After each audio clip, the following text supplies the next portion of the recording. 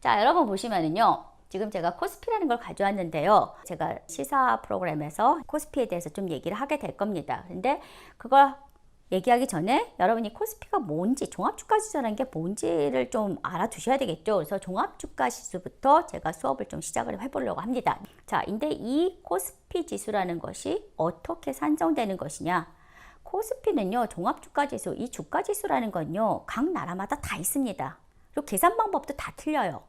근데 이 주가지수가 굉장히 요즘에 미국의 다우지수 다 얘기하죠. 니케이 지수, 홍콩 항생지수 하면서 얼마큼 올라갔습니다. 얼마큼 떨어졌습니다. 그게 이제 경제의 가장 첫 번째 화두가 되어지는 얘기인데요. 이 주가지수라는 건요, 그 나라의 경제 상황을 갖다가 대변한다고 보시면 됩니다. 그래서 주가가 올라가면은 경제가 되게 좋은가 보다, 떨어지면은 안 좋은가 보다. 근데 주가지수가 오르고 내릴 때는요, 그게 물론 이게 몇 포인트 조금씩 움직일 때는요, 우리가 보합세에 들어갔다, 박스권에 들어갔다 이렇게 얘기하는데 별 문제가 없는 겁니다. 근데 갑자기 훅 올라가거나 훅 떨어지면요, 뭔가 경제적인 충격이 분명히 있는 거거든요. 그래서 우리가 전반적인 경제를 판단할 때 바로 이 주가지수를 많이 가지고 가요. 우리나라 같은 경우에 이제 코스피인데요. 우리가 코스피에 대해서 좀 알아봐야 되겠죠. 자, 우리나라 코스피는요, 1983년 1월 4일부터 산출을 하기 시작합니다. 역사가 좀 짧아요. 그래서 이 코스피는 한국증권거래소에 상장된 모든 주식을 대상으로 가져갑니다. 한국증권거래소 어디 있는지 아십니까? 네, 저기 여의도에 있습니다. 근데 우리나라 증권거래소는요, 처음 시작한 것이 56년이에요. 명동에 처음 이제 증권거래소가 만들어집니다. 56년에. 그때 상장된 주식이 딱 12개였답니다. 12개 중에서 지금 살아있는 거 있어요. 우리은행 전신이 이제 그때 들어와 있었고요. 그 다음에 대한해운공사가 있었고, 그 대한해운공사는 지금 한진해운이었었죠. 2017년에 파산 선고를 했습니다. 그 다음에 대한조선공사, 이건 한진중공업입니다. 그리고 또 굉장히 오래된 회사가 경성방직이라고 해서 지금 경방이라고 얘기하죠. 이 정도 회사가 남아 있습니다. 그리고 나서 상장된 수가 이제 굉장히 늘어나죠. 그 상장된 모든 회사의 주식을 가져가는데요. 여기 보시면은 상장이라는 것을 얘기해야 되는데요. 증권거래소에 상장된 모든 주식, 상장이라는 건요, 그러면은 내가 회사를 만들었다? 다 증권거래소에서 거래되는 거 아닙니다. 증권거래소에서 거래가 되려면요, 일정한 상장의 기준을 가져가야 됩니다. 상장의 기준에 이제 맞춰가지고 여기를 통과해야지만 우리가 이제 증권거래소에 거래가 이루어지는 하나의 통과 기준이라고 여러분이 보시면 됩니다. 그래서 이 상장이라는 것 조건 자체가요, 굉장히 까다롭습니다. 일단 상장이 되기 위해서는요, 여러 가지 시장성이라든지 공정성, 안정성 이런 것들을 다 포함해야 되고요. 그리고 규모, 매출액 이런 것도 다 들어갑니다. 그래서 기본적으로 봤을 때 지금 제가 2020년 기준으로 해가지고 코스피에 상장돼 있는 회사를 보니까요, 한 800여가 되고, 그 다음에 우리나라 또 코스닥도 있죠. 코스피는요, 온라인, 오프라인 다 됩니다. 그래서 특히 이제 오프라인에 거래소가 있어가지고 상장된 기업들의 주식을 거래하는 곳이고, 코스닥은요, 미국의 나스닥이라는 시장을 갖다가 우리가 벤치마킹해서 만든 케이스인데요. 이거는 온라인상에서만 거래가 이루어집니다. 그래서 여러분 그렇게 생각하시면 돼요. 일단 코스닥에 먼저 올라왔다가 그 다음에 이게 규모가 커지면 그 다음 코스피로 이렇게 들어가는 그런 케이스라고 생각하시면 됩니다. 그래서 지금 2020년 기준으로는 코스피에 800여 개, 그 다음에 코스닥에는 1400여 개의 회사가 지금 상장되어 있다고 여러분이 보시면 됩니다. 자, 근데 이제 코스피에 상장되려면요, 아까 얘기했듯이 여러 가지 조건을 통과를 해야지만 심사를 합니다. 그래서 그걸 갖다가 통과가 돼야지만 이제 상장이 되어지는데요. 자본의 규모로 봤을 때는 코스피는 한 300억 이상은 돼야 되고요. 그 다음에 코스닥은 한 30억. 그 다음에 1년 매출이 코스피는 1000억 정도는 넘어야 됩니다. 그 다음에 100억대 규모. 이렇게 해가지고 우리가 이제 상장의 기준을 두는데, 일단은 이제 투자가들을 봤을 때 어느 정도 안정성, 공정성 이런 것들을 다 이제 질적인 평가도 다 심사를 합니다. 그래서 여러분이 만약에 회사를 갖다가 만들었으면은 상장되고 싶겠습니까? 아니겠습니까? 예, 당연히 이제 상장을 하기를 원할 거예요. 자, 그렇듯이 상장의 심사에 지금 대기하고 있는 기업만도 수천 개가 된답니다. 그래서 1년에 상장심사를 통과하는 회사는 한 7개에서 10개 사이라고 합니다. 자, 상장이 되어지면은 일단 공식적으로 기준을 통과를 했기 때문에 장단점이 있겠죠. 장점으로 본다면은 투자가를 유치하기 쉽습니다. 사람들의 이제 대중적인 투자를 많이 받을 수가 있고, 그 다음에 이제 어느 정도 알려진 회사니까는 그만큼 뭐 인재 영입에도 좋겠죠. 어떤 신용도 면에서는 좀 인정을 받습니다.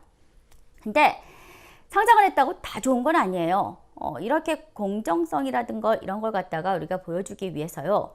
상장을 한 회사는요. 그에 따른 의무가 있습니다. 그게 바로 이제 재무제표를 갖다가 다 공개를 해야 됩니다. 손익계산서 이런 거를 다 공개를 해야 되기 때문에 내 재산 상태가 지금 자산의 규모, 자본의 규모, 부채의 규모가 어느 정도야. 그 다음에 나는 지금 한 분기 동안 자, 경영경제에서는요. 우리가 보통 한 달, 두 달 이렇게 계산을 안 하고요. 1년을 4단계로 나누어 가지고 4, 4분기를 가져갑니다. 1, 2, 3, 4, 5, 6 해가지고 석 달씩 묶어서 한 분기, 2분기, 3분기 이렇게 얘기를 하는데요. 분기별로 이러한 재산 상태라든지 아니면 내가 얼마를 벌어서 얼마큼의 이익을 남겨서 얼마큼의 손실이 됐어 라는 것 갖다가 매 분기별로 공개를 해야 됩니다. 그래서 일이 굉장히 많대요. 근데 이게 이제 공개를 해가지고 어느 정도 사람들한테 이제 공정성을 유지받는 것도 좋지만요. 이걸 공개하니까는 그에 따른 단점도 옵니다. 그건 뭐냐면 회사의 모든 재정 상태를 다 보여주기 때문에요. 예를 들어서 공격당하기가 쉽습니다. 그 예로 한번 여러분 보시면요. 워렌 버핏이 우리나라 주식을 가지고 있다 없다. 가지고 있는 걸로 지금 알려져 있습니다. 가장 대표적으로 포스코 주식을 가지고 있다고 하죠. 뭐 공식적으로는 아직도 포스코 주식을 가지고 있다고 얘기를 합니다. 워렌 버핏 누군지는 아시죠? 버크셔웨이 세계적인 가장 큰 투자를 잘하는 사람입니다. 자, 근데 지금 워렌 버핏이 포스코 외에 우리나라도 주식을 가진 게 있습니다. 그 1998년에요. 원래 대한중석이라고 하는 회사인데요. 대구에 있습니다. 투자를 갖다가 결정하면서 이 회사가 상장이 돼 있는 회사였었어요. 근데 워런 버핏이 투자의 조건을 내세웁니다. 내가 투자를 할 테니까 상장을 폐지해라. 왜 그랬을까요? 상장 누구나 지금 막 하고 싶어서 그런데 아까 얘기했듯이 상장을 하게 되면은 자기의 모든 재산 상태를 다 오픈을 시켜줘야 됩니다. 자, 그러면 여러분 워렌 버핏이 투자했다? 그러면 어떤 생각을 하시겠습니까? 세계적인 투자가 워렌 버핏이 가져갔다 그러면 당연히 그에 따라서 투자를 하겠다는 사람이 많아질 겁니다. 그럼 투자를 하겠다는 사람이 많아지는 건 좋은데요. 문제는 그 회사가 괜찮은가 봐 해가지고 강제적으로 인수합병을 당할 수가 있습니다. 자, 그래가지고 워렌 버핏은 상장 폐지해. 그리고 외부에 나간 주식들을 다 걷어들여. 그렇게 되면요, 상장을 폐지하면요, 그 다음에 재무 상태를 알릴 필요가 없거든요. 그래서 공격당할 위험성이 적습니다. 그래서 워렌 버핏이 그 조건을 대체해가지고 바로 이 대구 테크놀로지, 지금은 대구 테크놀로지죠. 그래가지고 2013년까지 100% 지분을 다 인수해가지고 지금 운영을 하고 있습니다. 그래서 상장을 한다고 그래가지고 다 좋은 건 아니고 항상 장단점이 있다는 것도 알아두시기 바랍니다. 자, 그래가지고 이렇게 상장을 했으면요, 상장된 모든 주식을 가져가는데요. 이제 우리나라 방식입니다. 이건 다른 세계 나라는 또 틀려요. 코스피는요, 일단 계산 방식이 이래요. 그래서 기존 시점을 1980년 1월 4일로 두고요. 코스피 자체의 계산은 기준 시점의 시가총액, 그러니까 기준 시점 1980년 1월 4일에 상장되어진 모든 주식, 그때 매매 거래 가격 곱하기 발행수, 주식 발행수, 그걸 다 더합니다. 분의 비교 시점. 예를 들어서 지금 2020년 3월 18일 날 내가 주가 지수를 계산하겠다. 그러면 3월 18일 날 매매가액 곱하기 발행수, 상장된 회사 쫙 다 더해가지고 비교하면 됩니다. 그러면은 복잡하죠? 간단하게 이제 갑시다. 1980년 1월 4일에 종합주가 지수는 몇이겠습니까? 그렇죠? 자, 기준 시점이 1980년 1월 4일인데 비교 시점이 1980년 1월 4일이면은 짝짝 지워져서 1이겠죠. 그래서 곱하기 100해서 1980년 1월 4일에 코스피 지수는 100인 겁니다. 그걸 기준으로 지금 2000선이다, 1900선이다. 그만큼 이제 우리가 시간이 흘러서 가치가 커졌다라고 여러분이 보시면 됩니다. 그래서 이제 코스피 계산하는 방법 아시겠죠? 자, 그리고 나서 우리나라는요, 투자가를 보호하기 위해서 하루에 오르고 내리고 하는 최대폭이 제한적입니다. 그러니까 종가에서 아무리 올라봤자 30%, 아무리 떨어졌자 30%. 바로 이렇게 제한선을 두고 있는데요. 이거는 뭐 미국이나 유럽 같은 경우에는 제한선이 없습니다. 그래서 하루에도 100%가 떨어질 수 있어요. 그러면은 완전히 그 투자한 사람은 쪽박차는 케이스가 되는 거죠.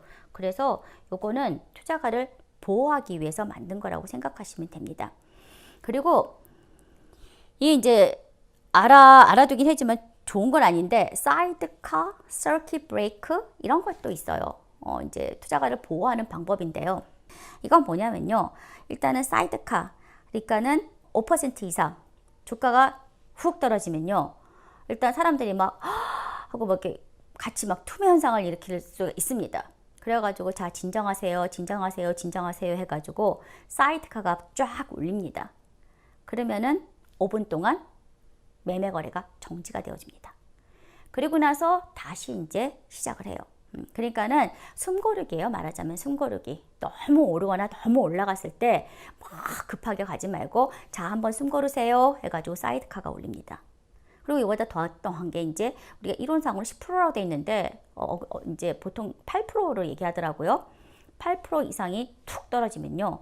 그때는 서킷 브레이크라는 것이 울립니다. 자, 짱 울리면 장이 쫙 거래가 중지가 되어져요. 그리고 나서 20분 후에 이제 20분 동안 중지가 되고 나서 그 다음에 다시 매매가 시작되어집니다. 그러니까는 어떻게 보면은 장이 너무 과열되는 현상을 갖다가 이렇게 탁탁 끊어주는 그런 역할을 합니다. 사이드카나 서킷 브레이크는요, 하루에 한 번밖에 올리지 못합니다. 사이드카나 서킷 브레이크를 설명할 때 여러분 그렇게 생각하시면 돼요. 과부하를 막기 위해서 두꺼비집이라고 하죠. 이렇게 딱딱 끊는 거. 그거라고 여러분이 보시면 됩니다. 그래서 이런 거 올리는 거 좋은 게 아니에요. 결국 뭐 올라가는 게 아니라 떨어질 때 올리는 거기 때문에 이게 2008년 금융위기라든지 아니면 9.11 테러 때 이때 이제 많이 올렸던 겁니다. 이번 코로나 때 또 올리게 되네요. 자, 이런 것들도 여러분이 상식적으로 좀 알아두시기 바랍니다. 자, 그렇게 해가지고 이제 우리나라 시장이 이루어지는데, 자, 코넥스라는 게 이번에 이제 또 생겼어요. 그래가지고 2013년에 설립이 돼가지고 벤처라든지 이런 중소기업들이 자본을 좀 원활하게 하기 위해서 만든 케이스이기 때문에 아직은 이제 초창기예요. 그래서 2020년에 보니까 현재 5개 기업이 상장돼 있다고 하는데요. 아직 활발하지 못합니다. 자, 우리나라 코스피 상장된 회사 중에서 시장 가치가 가장 높은 회사. 자, 여기 보시면은 제가 3월 9일날 이거 캡처했는데요. 일단 뭐 1등은 시가총액이 가장 높은 회사는 삼성전자입니다. 삼성전자가 1위고 그 다음에 2위 SK하이닉스. 반도체가 역시 짱이죠. 그래가지고 1등, 2등을 가져가고 3등이 삼성전자 우선주입니다. 바이오로직스, 네이버, 뭐 셀트론, 현대자동차가 원래 한 이 정도 5위 안에 들어갔었는데요. 지금 많이 떨어지고 있습니다. 근데 여기 보시면요. 삼성전자가 거의 300조 규모예요. 그리고 2위가 뭐 약간 차이가 나는 게 아니라 60조로 훅 떨어집니다. 그럼 삼성전자가 우리나라 종합주가지수 중에서 얼마나 많은 부분을 차지하고 있는지 아시겠죠? 그리고 여기 이제 요 셀트리온이라는 회사, 아마 다른 것들은 다 여러분이 아시는데 요 셀트리온이라는 회사는요, 바이오시밀러 회사입니다. 얼마 전에 코스닥에 있다가 규모가 커져가지고 코스피로 얹어왔습니다. 자, 근데 이 셀트리온은요, 의약품 회사예요. 근데 이제 바이오시밀러라는 건 뭘 뜻하냐면요, 복제약입니다. 그러니까 우리가 제약회사는요, 굉장히 이제 우리나라는 아직 소규모지만은 외국의 제약회사 같은 경우에는 바이엘, 뭐 화이자, 머크 이런 데는요, 굉장히 자본 규모가 큰 회사입니다. 약이라는 것은 그냥 뭐 딱 발견하는 그게 아니라요. 이 신약을 하나 발견하기 위해선 많은 시간과 뭐 임상 효과를 거쳐야 되니까요. 비용과 그런 것들이 듭니다. 그렇기 때문에 이 신약을 하나 개발을 해가지고 승인을 얻게 되면요. 일정 기간 동안 이 회사한테 독점권을 줍니다. 아, 너네가 이렇게 많은 비용과 시간을 갖다가 투자해가지고 이 약을 개발했으니까는 일정 기간 동안 너네만 생산해. 다른 데서 그 똑같은 약을 만들면 그거는 법적으로 걸립니다. 그리고 나서 그 일정 기간이 지나면 그 다음부터는 모든 사람들이 다 만들 수가 있어요. 근데 이 복제약 중에서도요, 바이오, 화학약이 아니라 이 그 살아있는 바이오 생약은요, 사실 똑같은 약을 만들어내긴 쉽지가 않답니다. 그래서 similar, 비슷한 약을 만들어내되 성능은 정확해야 된답니다. 근데 이 셀트리온은요, 독점이 끝난 존슨앤존슨의 레미케이드를 갖다가 복제하는데 성공을 합니다. 근데 이 복제약의 특징은 뭐냐면요, 원래 본약보다도 가격이 훅 싸집니다. 그래가지고 이 셀트리온이 개발한 랩시마라고 하죠. 이 약이 미국, 유럽 다 승인을 받습니다. 그러니까는 굉장히 오리지널 약보다 훨씬 싸게 공급이 되어지니까는 얼마나 많이 팔리겠습니까? 그래서 셀트리온이 코스피 시장에 올라옵니다. 바로 이런 회사라고 여러분이 알아두시면 됩니다. 자, 그 다음에 코스닥. 코스닥은 1위가 무엇이냐? 시가총액이 가장 높은 회사가 셀트리온 헬스케어라는 회사입니다. 아까 그 셀트리온의 마케팅 회사라고, 유통회사라고 여러분 생각하시면 됩니다. 아직 코스닥에 존재하고 있고요. HLB 글로벌 의약품에 관련된 거고, 그 다음에 엔터테인먼트, 펄 어비스, 여기는 게임 회사더라고요. 혹시 여러분 스튜디오 드래곤, 스튜디오, 물론 제작사입니다. 사랑의 불시착 만든 바로 그 제작사입니다. 그리고 이전에는 미스터 션샤인, 그죠? 이거 그 CJ 엔터테인먼트의 계열사입니다. 그래서 여러분 코스닥 시장도 여러분이 좀 보시기 바랍니다. 코스닥 시장은요, 바이오 계통, 의약품 계통이 굉장히 많아요. 그래서 코스닥 시장에서의 그다음 성공하면 그다음 코스피로 넘어가는 거. 그리고 코스닥 시장은요, 오프라인이 없습니다. 온라인상에서만 거래가 되어지는 거라고 여러분이 보시면 됩니다. 자, 근데 아까 우리 그 삼성전자가 시가총액이 300조 정도가 된다고 그랬죠? 근데 세계적으로 가장 시가총액이 큰 기업은요, 사우디의 아람코입니다. 자, 이 회사 뭔지 아십니까? 사우디의 국영회사죠. 석유 정유회사입니다. 그래서 이 아람코는요, 시가총액이 2,000조예요. 우리나라 코스피에 전체 상장되어 있는 회사 시가총액 다 합쳐도요, 한 1,700에서 1,800조 정도 된다고 하거든요. 그러니까는 우리나라 코스피보다도 더 하나의 회사가 더 커요. 아람코고요. 그 다음에 애플, 마이크로소프트, 아마존, 구글 등등, 페이스북까지 다 있죠. 이런 건 이제 거대 공룡 IT 회사라고 하는데요. 하나의 회사가 1조 달러, 즉 1,000조를 넘겼습니다. 그러니까는 어마어마하죠. 아까 우리 삼성전자하고 딱 비교해 보시면은 어느 정도인지 아시겠죠? 해가지고 이러한 회사들의 시가총액 있다라는 것 정도도 알아두시기 바랍니다. 자, 그리고 나서 보시면은 우리나라는 코스피인데, 자, 미국 같은 경우에는 가장 대표적으로 많이 썼던 지수가 다우존스 지수였었어요. 보시면은 1896년, 역사가 좀 깁니다.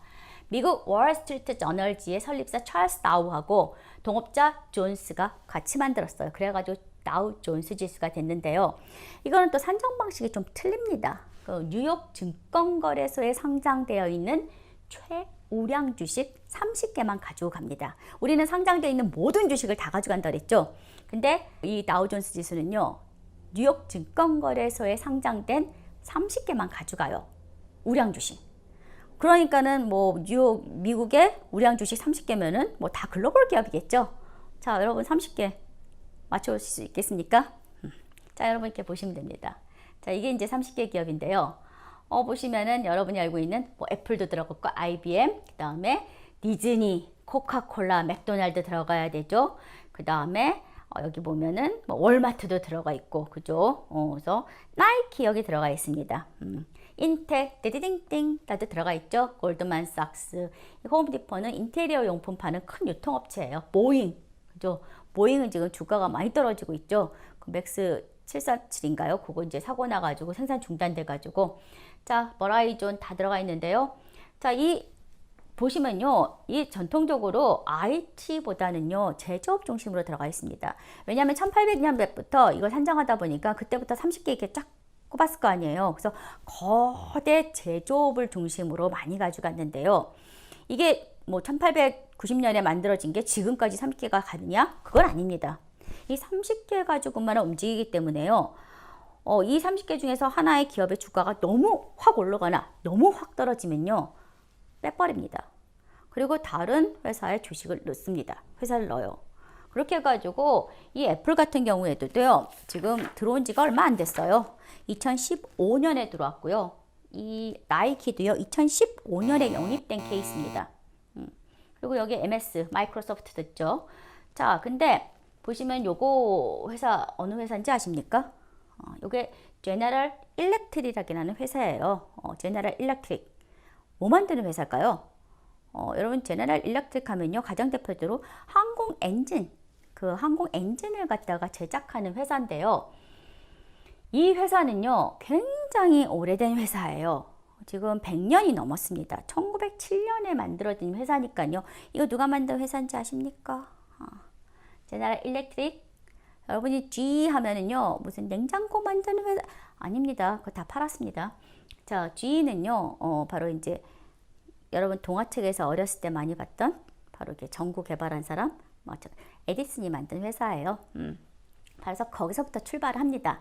그래서 전력이라든지 기관차, 그다음에 항공 엔진 아까 얘기했던 거, 금융업, 여러 가지 미디어 계통이라든지 의료기기 이런 거에 아주 굉장히 많은 자회사를 거느린 회사예요.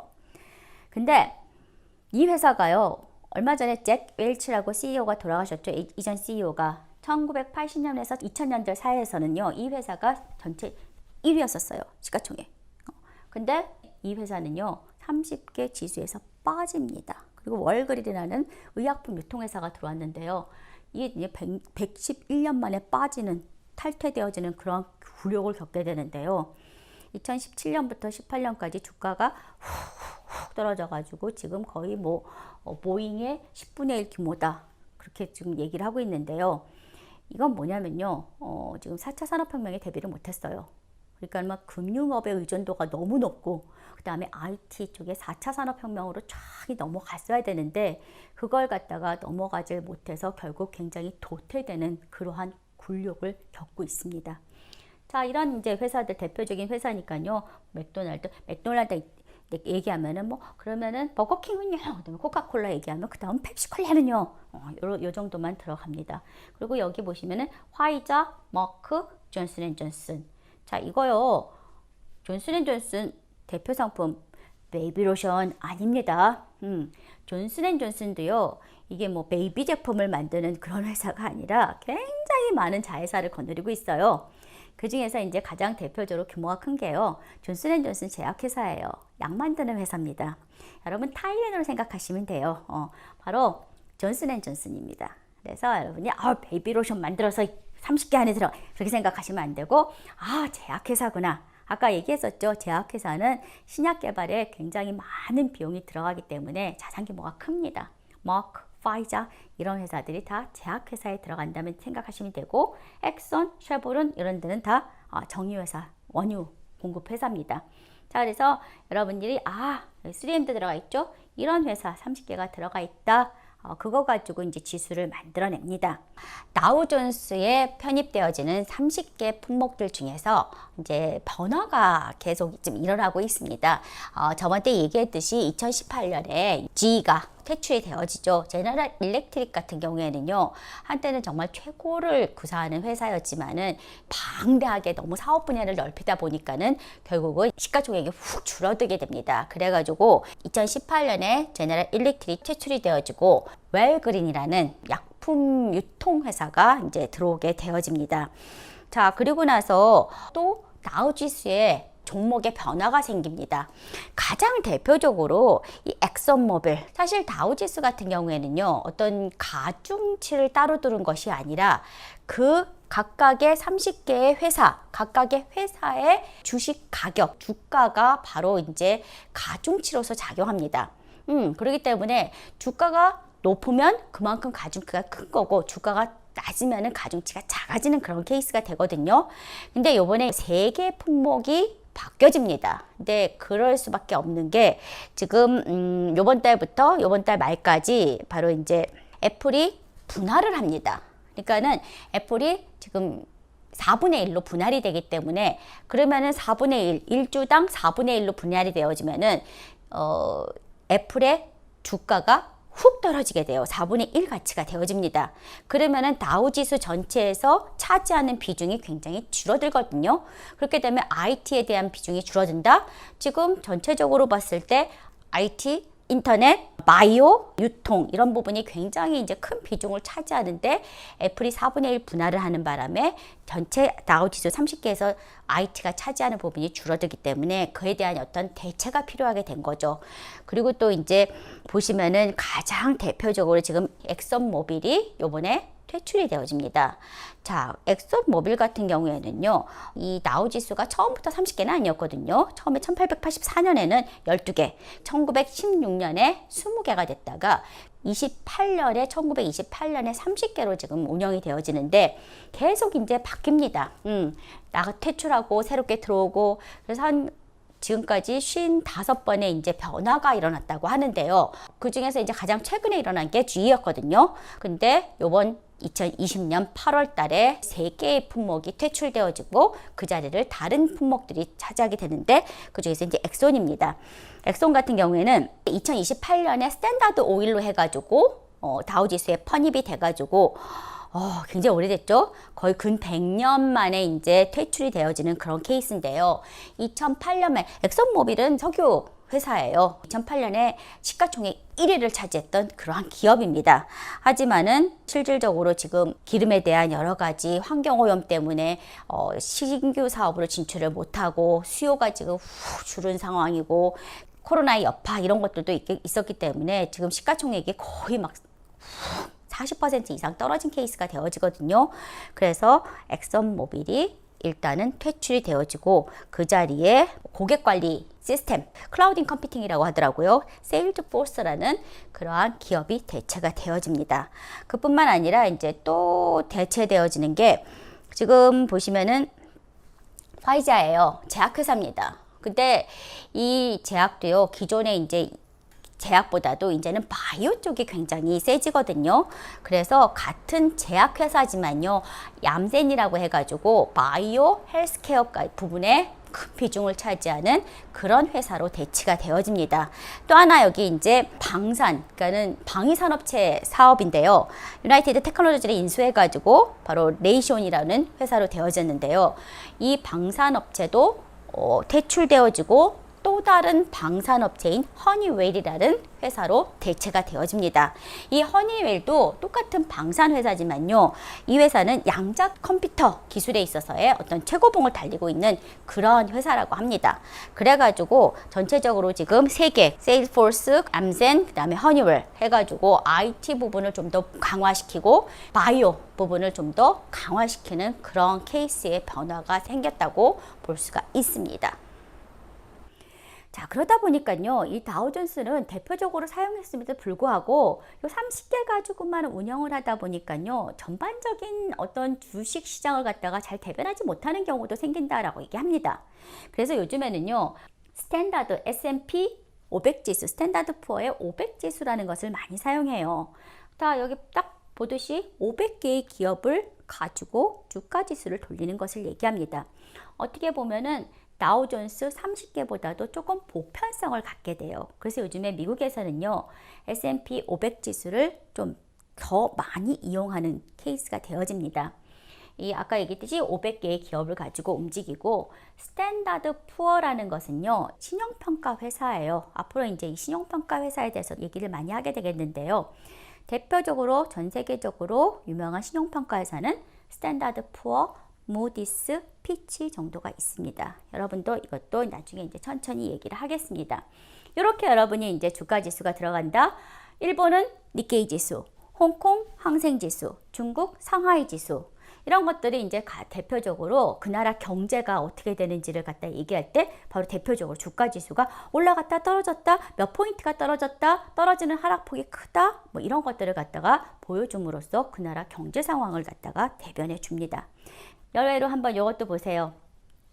이게 이제 각 나라의 증권거래소에 가면은 바로 이러한 황소상, 그죠? 이거는 이제 뉴욕 증권거래소에 있는 거예요. 뉴욕 증권거래소에 한 블럭 앞에 바로 이 황소상이 탁 들어가 있습니다. 그리고 우리나라 여의도 증권거래소는요, 안쪽에 이제 이 상이 들어가 있어요. 그래서 이 황소 보이시죠? 황소입니다. 황소상이 모양은 다 각기각기 해가지고 이제 들어가 있는데요. 뭐 다른 나라들도 다 증권거래소는 그 앞에 황소상을 갖게 됩니다. 자, 황소상의 상징은 뭘까요? 왜 황소상을 꼭 이렇게 가지고 있을까요? 황소상은요, 상승장은 황소불, 그죠? 불마켓이라고 얘기합니다. 그리고 하락장을요, 우리가 베어마켓이라고 얘기합니다. 그러면은 왜 상승장의 상징이 불이 되고 하락장의 상승은 베어냐? 자, 아시는 분 계십니까? 자, 이거는 이제 특성에 의한 건데요. 이 황소는요, 상대방을 공격할 때 밑에서부터 위로 이렇게 친답니다. 그래서 상승장을 상징을 하고, 자, 그럼 곰은 아시겠죠? 곰은 상대방을 공격할 때 위에서 아래로 칩니다. 그래가지고 우리가 보통 하락장을 얘기할 때는요, 베어마켓 이렇게 얘기합니다. 근데 여러분이 이제 이 코로나가 다 끝나고 나면요, 이제 아마 여러분이 이제 여행도 많이 다니실 겁니다. 비행기 타고 뉴욕도 가고 저기 이제 유럽도 가고, 특히 뉴욕을 갔을 때는요, 바로 이 월가를 항상 꼭 방문하게 돼 있습니다. 근데 이 황소상이 상징이에요. 뉴욕 증권거래소에 사진 빵 찍고 그 다음에 이 황소상을 가져오는데요. 이 황소가 굉장히 커요. 이렇게 작은 게 아니라 굉장히 큽니다. 그러면은 여기에 이제 포토존이 있겠죠. 두 군데가 있습니다. 맨 앞에 와가지고 이제 황소하고 기념사진 찍어야 되겠죠. 근데 꼭 만져주는 곳이 있어요. 자, 이 상승의 근원인 이 바로 뿔을 싹 만지고 사진 한 방 팍 찍습니다. 그러면서 또 하나의 포토 라인이 또 쫙 줄을 서 있어요. 쫙 뒤로 갑니다. 황소 뒤로 가요. 그러면 황소가 이렇게 큰 엉덩이가 있죠. 그 밑에 이렇게 방울이 두 개가 있어요. 그걸 딱 만지면서 또 사진을 쾅 찍어주면은 두 장의 사진이 완성되어지면은 부자가 된다는 그러한 썰이 있습니다. 믿거나 말거나 여하튼 간에 부자 되면 좋겠죠. 그래서 바로 그렇게 여러분이 뉴욕 가시면 꼭 기억하시기 바랍니다. 자, 우리나라 황소상은요, 이렇게 증권거래소에 들어가 있죠. 네, 보시면은, 자, 요게 뭐예요? 요게 자세히 보세요. 요게 곰입니다. 그래서 황소가 곰을 팍 박아버리는 상승을 갖다가 상징하는 그러한 상이 놓여져 있습니다. 그래서 여기까지 여러분이 이제 주식시장에 대해서 좀 알아두시기 바랍니다.